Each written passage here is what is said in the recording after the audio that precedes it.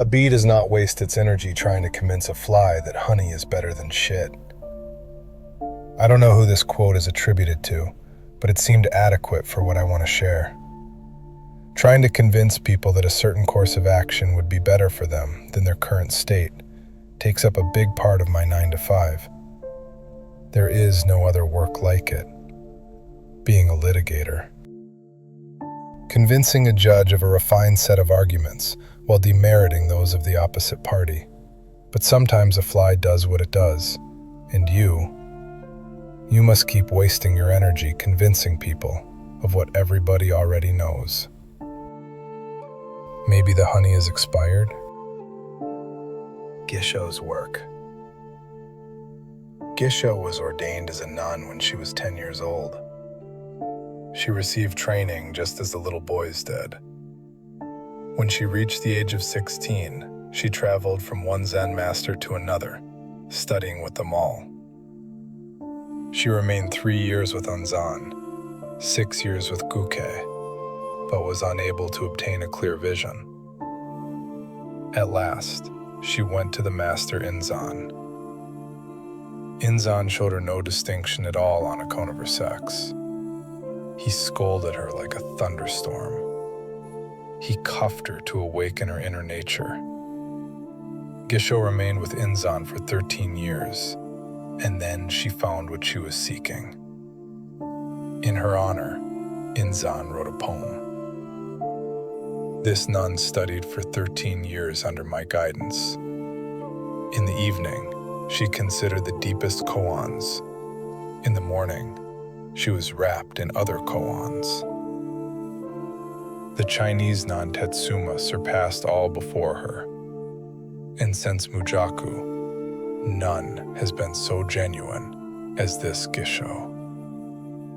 Yet there are many more gates for her to pass through. She should receive still more blows from my iron fist. After Gisho was enlightened, she went to the province of Bonshu, started her own Zen temple, and taught 200 other nuns until she passed away, 1 year in the month of August. Sleeping in the daytime. The master Soyen Shaku passed from this world when he was 61 years of age. Fulfilling his life's work, he left a great teaching, far richer than that of most Zen masters. His pupils used to sleep in the daytime during midsummer, and while he overlooked this, he himself never wasted a minute. When he was but 12 years old, he was already studying Tendai philosophical speculation. One summer day, the air had been so sultry that little Soyen stretched his legs and went to sleep while his teacher was away. 3 hours passed when, suddenly waking, he heard his master enter, but it was too late. There he lay, sprawled across the doorway. "I beg your pardon, I beg your pardon," his teacher whispered, stepping carefully over Soyen's body, as if it were that of some distinguished guest. After this, Soyen never slept again in the afternoon. In Dreamland.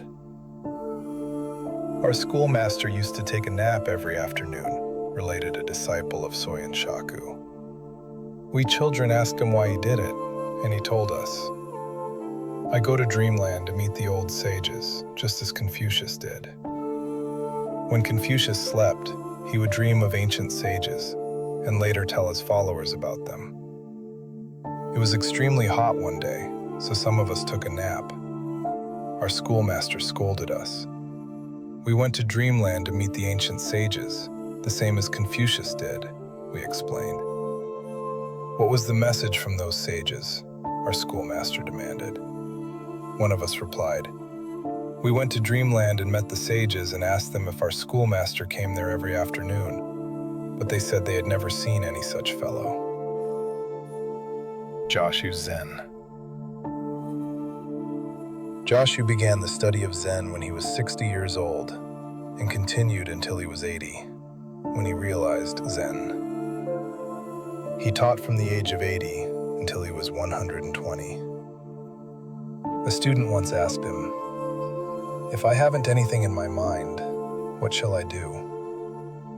Joshu replied, throw it out. But if I haven't anything, how can I throw it out? Continued the questioner. Well, said Joshu, then carry it out. That's it for today in our series. If you felt a positive shift, hit like and subscribe for more cinematic Zen tales.